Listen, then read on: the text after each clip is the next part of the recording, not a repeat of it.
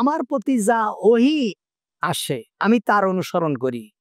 আমি তার অনুসরণ করি, এছাড়া আর অন্য কিছুর অনুসরণ করি না। আর আমি ইল্লা নাযীরুম মুবিন, আমি একজন সুস্পষ্ট সতর্ককারী। অর্থাৎ আল্লাহর পক্ষ থেকে আমি জাতিকে সতর্ক করার জন্য এসেছি যে তোমরা এই কাজ করবা, আল্লাহর জান্নাতে যেতে পারবা, আল্লাহর আযাব থেকে রক্ষা পাবা। আর যদি তোমরা এই কাজ না করো তাহলে তোমরা জাহান্নামে যাবা।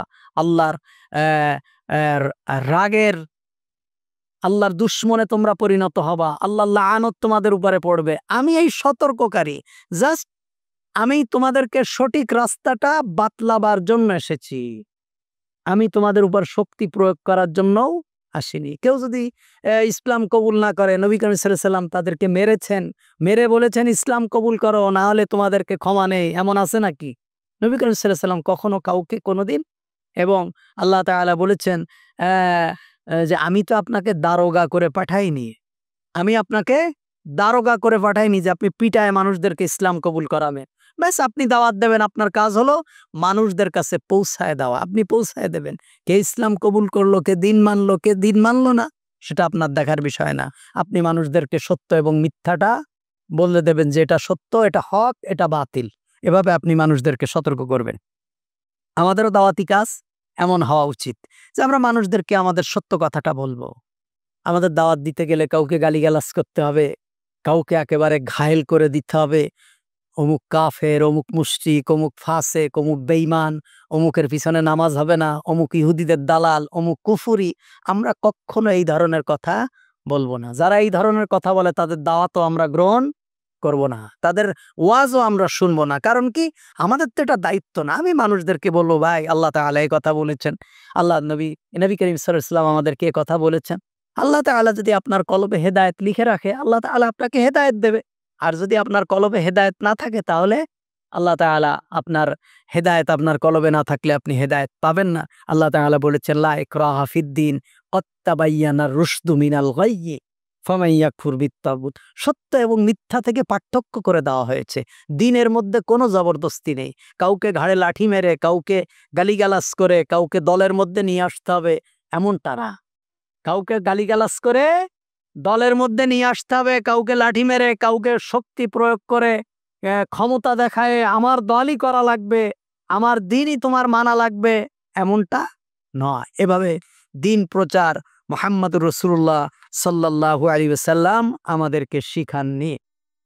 কুল আরাআইতুম ইন কানা মিন ইনদিল্লাহি ওয়া কাফারতুম বিহি ওয়া শাহিদা শাহিদুম মিন বানি ইসরাঈলা আলা মিসলিহি ফাআমানা ওয়াস্তাকবারতুম ইন্নাল্লাহা লা ইয়াহদিল কওমাজ জালিমিন।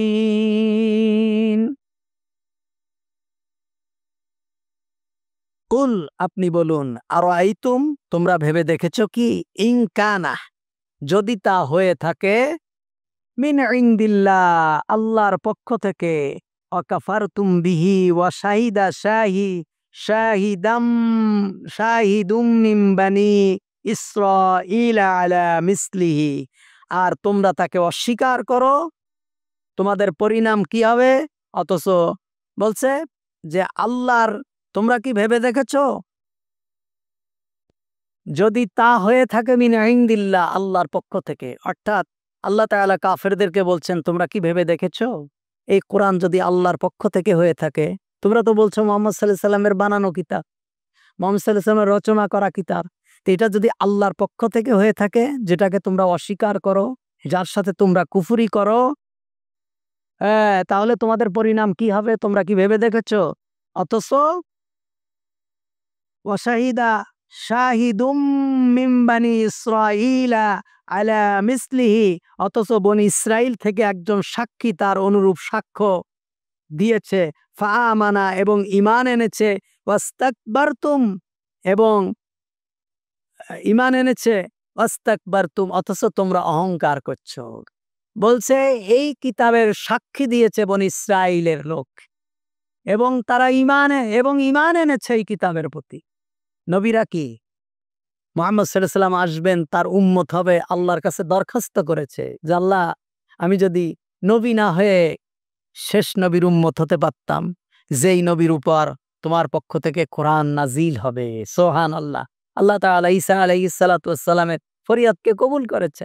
ঈসা আলাইহিস সালাতু ওয়াস সালামকে আল্লাহ তাআলা আসমান থেকে সশরীরে জাফরানের কাপড় পরায়ে সিরিয়ার একটা মসজিদে আসরের নামাজের সময় মেম্বারের উপরে আসমান থেকে ফেরেশতারা এভাবে নামিয়ে দেবে। মানুষ দেখবে ঈসা আলাইহিস সালাতু ওয়াস সালামকে, বলবে আপনি নেমে আসেন। সিঁড়ি দিয়ে মেম্বার থেকে নেমে আসবে, বলবে যে আপনি ইমামতি করেন। সুবহানাল্লাহ। আসরের নামাজের কি করেন? ইমামতি করেন। আজানের পরে আল্লাহ তাআলা আসমান থেকে নামিয়ে দেবেন ঈসা আলাইহিস সালাতু সশরীরে নামিয়ে দেবেন। তো এই আল্লাহ তাআলা বলছেন অথচ তোমরা কুফরি করেছো। তোমাদের উপর তোমাদের কাছে মুহাম্মদ সাল্লাল্লাহু আলাইহি ওয়াসাল্লাম এসেছে, তোমরা কুফরি করেছো। অথচ বনী ইসরাইলের লোক সাক্ষী দিয়েছে, তারা ঈমান এনেছে। ওয়াস্তাকবারতুম, অথচ তোমরা অহংকার করেছো। ইন্নাল্লাহা লা ইয়াহদিল কওমাজ জালিমিন। আল্লাহ তাআলা জালিমদেরকে কখনো হেদায়েত করেন না। জালেমদেরকে হেদায়েত করেন না। আপনি কোরআন মানতে পারেন না, ভালোবেসে নামাজ কালাম পড়তে পারেন না, গরিব মানুষ, কাজ কাম করে খান, একদিন পড়েন তো আরেকদিন পড়েন না, হয়তো অজু গোসল ভালো থাকে না, সূরা কেরাত ভালো জানেন না, কিন্তু আপনার ভিতরে কোনো অহংকার নেই, আপনার ভিতরে কোনো দাম্ভিকতা নেই, আপনার ভিতরে কোনো ধরনের বাড়াবাড়ি নেই। আল্লাহ তাআলা কখনো না কখনো আপনাকে হেদায়েত দিতে পারে, আপনাকে আল্লাহ তাআলা ঈমানের উপরে পৃথিবীর থেকে নিতে পারে। আর আপনি নামাজও পড়েন না, আপনি খুব তাকাব্বুরি করেন, কেন আমি রোজা রাখবো, আমার কি অভাব পড়েছে, আমি রোজা রাখবো? যাদের অভাব আছে তারা না খেয়ে থাকবে। এরকম আছে না অনেক মানুষ?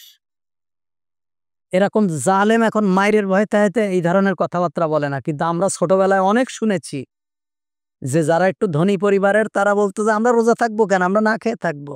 আবার এখনো অনেক ধনী মানুষ আছে যারা না খেয়ে থাকে, রোজা থাকে না, ফকির মিসকিনকে খাওয়ায় দেয়, বলে যে রোজা না থেকে তো ফকির মিসকিনকে খাওয়ানো যাবে। আছে, কখন খাওয়ানো যাবে? যখন আমার সামর্থ্য থাকবে না রোজা থাকার, আমি অক্ষম, যে ডাক্তার বলেছে তুমি আর বাঁচবা না, তুমি ক্যান্সার হয়ে যাবে, অথবা তুমি যদি না খাও তুমি মারা যাবা, তোমার 3 বেলা ওষুধ খেতে হয়, তখন এই অবস্থায় যদি আমার বিশ্বাস যে আমি হয়তো আর বাঁচবো না, তখন আমার পক্ষ থেকে ফকির মিসকিনকে খাওয়ানো যাবে। কিন্তু আমি সুস্থ মানুষ, ফকিরকে খাওয়াই দিলে হয়ে যাবে? এই দাম্ভিক অহংকারী যারা, আল্লাহ দ্বীন সম্পর্কে যারা অহংকার করে, আল্লাহ তাআলা লা ইয়াহদিল কওমাজ জালিমিন, এই ধরনের জালেমদেরকে আল্লাহ তাআলা কখনো হেদায়েত করেন